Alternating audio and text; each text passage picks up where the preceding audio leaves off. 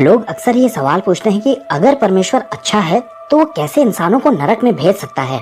अब देखिए, अगर कोई इंसान ऐसा सवाल पूछता है तो इसका सिर्फ एक ही मतलब है कि वो अपने दिमाग में ईश्वर की एक छवि बनाकर बैठा है, यानी कि उसके दिमाग में इमेज ऑफ गॉड बिल्कुल अलग तरह की है।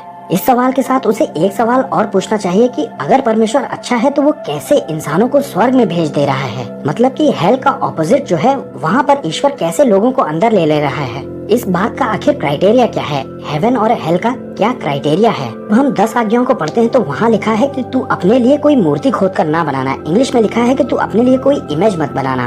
अब इमेज सिर्फ मूर्ति को नहीं कहा जाता बल्कि छवि को भी कहा जाता है। इंसान परमेश्वर की ऐसी कोई छवि ना बना ले जो कि परमेश्वर की है नहीं। अब जैसे आपको किसी इंसान के बारे में जानना हो तो उसकी ऑटोबायोग्राफी पढ़नी पड़ेगी, इसी तरह से परमेश्वर के बारे में जानने के लिए आपको परमेश्वर की ऑटोबायोग्राफी पढ़नी पड़ेगी, यानी कि परमेश्वर की डायरी पढ़नी पड़ेगी। अब परमेश्वर की डायरी बाइबल में परमेश्वर के बारे में क्या दिया है, आइए इसे देखते हैं। एक्सोडस 34 में जब परमेश्वर ने मूसा के सामने अपने ही नाम का प्रचार किया तब उन्होंने कुछ बातें कही हैं। देखिए, यहोवा यहोवा परमेश्वर दयालु और अनुग्रहकारी, कोप करने में धीरजवंत और अति करुणामय और सत्य।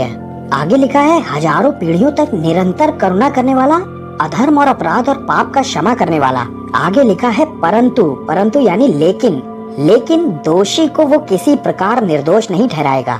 आगे लिखा है कि वो बाप की सजा बेटों को देता है और उसके पोतों परपोतों को भी देता है। ये भी उसकी दया ही है, क्योंकि वो 4 पीढ़ियों में बांट दे रहा है अपने दंड को, सजा को। अब यहाँ पर परमेश्वर के 2 कैरेक्टर दिखाई देते हैं, एक तो है माफ करने वाला और एक है सजा देने वाला। अब ये माफी किसे मिलेगी और ये सजा किसे मिलेगी, इसका क्राइटेरिया क्या है। यहाँ लिखा था कि पापों को क्षमा करने वाला है, यानी कि जो क्षमा मांगेगा उसे तो क्षमा मिलेगी, लेकिन जो उसके हिसाब से नहीं चल रहा है और अपने ही घमंड में है वो नुकसान उठाएगा, उसे मिलेगी सजा, क्योंकि उसने माफी मांगी ही नहीं।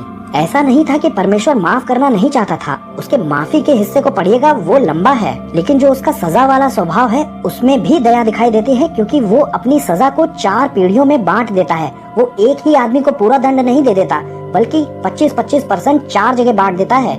अब जो इंसान परमेश्वर की छवि यानी कि इमेज ऑफ गॉड को अपने दिमाग में ऐसा बना के चल रहा है कि वो सिर्फ दयालु है, वो तो यही कहेगा कि फिर नरक की बात लिखी क्यों है, क्योंकि ईश्वर को आप सिर्फ दयालु समझ रहे हैं। और जो सिर्फ ईश्वर को जज समझकर बैठा है वो ईश्वर को कठोर समझ लेगा। उन्हें यही लगेगा कि ईश्वर देखो कितना खराब है, कितना कठोर है, उसे कितना गुस्सा आता है। जब भी इंसान अपने दिमाग में कोई छवि बनाता है ईश्वर की, तो वो इसी दया और न्याय के बीच में बैलेंस नहीं बना पाता, और यही बैलेंस है क्रूस, जहाँ ईश्वर ने अपने ही बेटे को आपके लिए सजा दी है ताकि आपको माफ किया जा सके। और इसी से परमेश्वर का दया और जज वाला स्वभाव दोनों ही पूरे होते हैं। देखिए, हमारे पास परमेश्वर का कोई ऑप्शन नहीं है कि परमेश्वर ये वाला चलेगा और ये वाला नहीं चलेगा। परमेश्वर एक ही है। आपने ईश्वर की कौन सी छवि बनाई है? क्या आपने गॉड की सही इमेज बनाई है? इस पर सोचिएगा। सबको जय मसीह की।